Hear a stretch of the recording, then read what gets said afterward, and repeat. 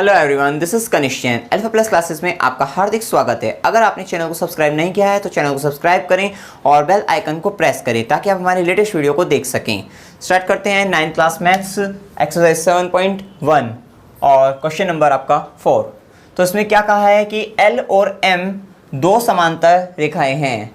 L और M दो समांतर रेखाएं हैं जिन्हें P और Q जो है दो समांतर रेखाएं वाला जो युग्म है वो प्रतिच्छेद करता है। और दर्शाना क्या है, त्रिभुज ABC समांतर सर्वांग सम है त्रिभुज CDA के। देखते हैं इस फिगर में, देखिए तो इसमें दिखाया क्या गया है। देखिए L ये, M ये वाली रेखा और ये दोनों क्या है, समांतर हैं। L और M दिख गई आपको। अच्छा, उसके बाद क्या हुआ, इन L और M पर ही क्या हुआ, P और Q रेखाएं इस प्रकार से प्रतिच्छेद कर दिया ना उन्होंने। देखिए P इधर चली गई, Q इधर चली गई और ये P और Q भी आपस में क्या है, ये भी समांतर ही हैं। ठीक है, उसके बाद क्या हुआ, उसके बाद इन्होंने ये कहा है कि प्रतिच्छेद करता है और त्रिभुज ABC सर्वांग सम त्रिभुज CDA हमें दिखाना है। ठीक है, ये तो इतना ही दिया। उसके बाद इन्होंने क्या करा, ये बना दिया त्रिभुज ABC और त्रिभुज CDA।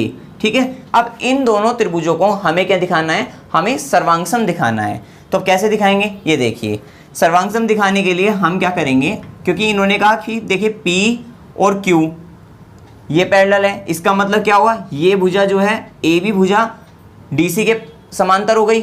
ठीक है, AB DC के समांतर हो गई। इसी तरीके से क्योंकि L और M आपस में समांतर है और L और M वाली भुजा पर ही तो AD है, ये जो AD है, और ये BC भी M पर ही है। ठीक है ना, BC वाली पर ही है M। तो अब आप इसमें क्या कह सकते हैं कि जो ये AD है वो BC के क्या हो गई, समांतर हो गई। जब ये भुजा इसके समांतर, ये भुजा इसके समांतर, आप इसको समांतर चतुर्भुज कह सकते हैं, क्योंकि समांतर चतुर्भुज की सम्मुख भुजाएं आपस में क्या होती हैं, समांतर होती हैं। तो ये भुजा इसके समांतर, ये भुजा इसके समांतर, समांतर भी होती है, बराबर भी होती हैं। ठीक है, तो चलिए इसको देखते हैं। सबसे पहले इसमें लिख लेते हैं, दिया क्या है, दिया है L और M दो समांतर रेखाएं हैं। ठीक है, मतलब L जो है समांतर है M के और P जो है समांतर है Q के। ठीक है, और उसके बाद जो है ये इतना ही दिया है और उसके बाद जो है हमें त्रिभुज ABC सर्वांग सम जो है सिद्ध करना है। तो सिद्ध करना है लिख देते हैं हम इसमें, सिद्ध करना है। तो सिद्ध क्या करना है, त्रिभुज ABC सर्वांग सम है त्रिभुज CDA के। हल, आप देखिए इसका सॉल्यूशन किस तरह से हम इसको प्रूफ करते हैं, सिद्ध करते हैं। देखिए सबसे पहले तो हम यही लिखते हैं कि L जो है, चूंकि L जो है वो समांतर है M के, इसको इक्वेशन 1 लिखो और साथ साथ इसको क्या लिखो, दिया है, क्योंकि ये दिया है हमें, दिया है। फिर उसके बाद क्या हुआ, P जो है वो समांतर है Q के, उसको लिखते हैं P समांतर है Q के, इसको इक्वेशन नंबर 2 बनाओ, समीकरण 2। ठीक है, और उसके बाद भी इसे भी क्या लिखेंगे, दिया है। क्लियर है इतनी बात। देखिए अब समीकरण 1 और 2 से हम क्या कह सकते हैं कि ये जो आपका ABCD है वो क्या है, एक समांतर चतुर्भुज है। ठीक है, तो हम लिख सकते हैं समीकरण 1 व समीकरण 2 से। तो समीकरण 1 व 2 से क्या हुआ आपका, ABCD एक समांतर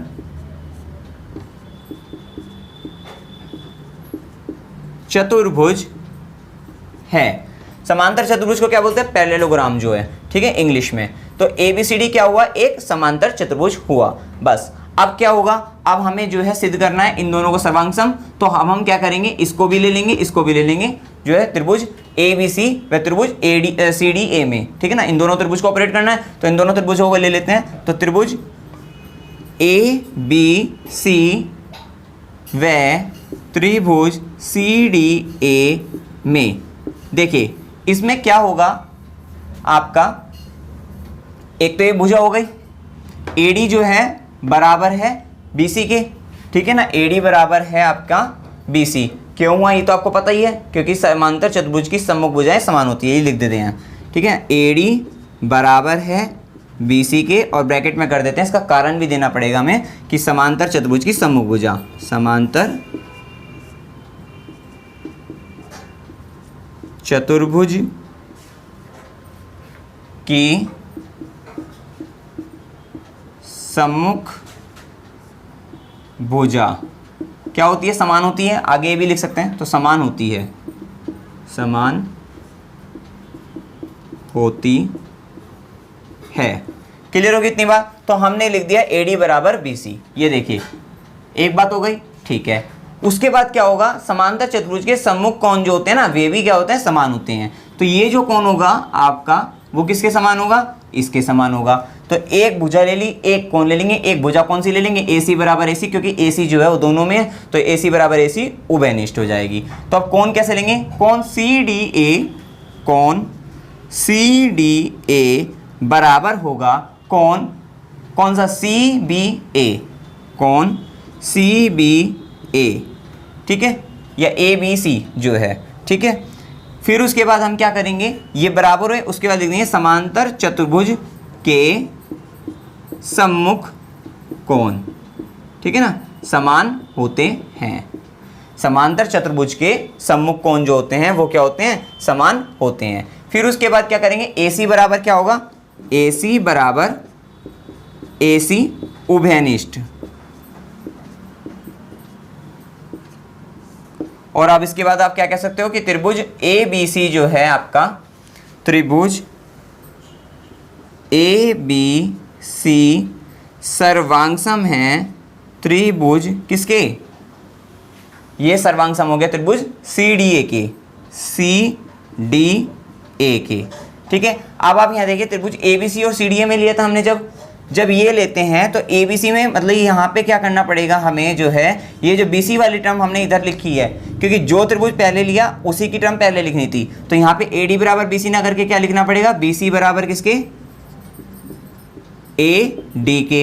इसी तरह से ये कोण जो होंगे वो भी इसी के हिसाब से लिखेंगे हम, जो है। तो कोण में क्या करेंगे?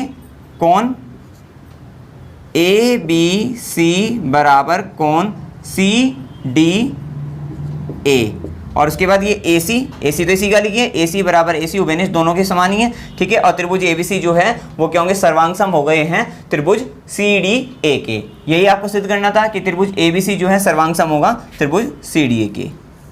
इति सिद्धम।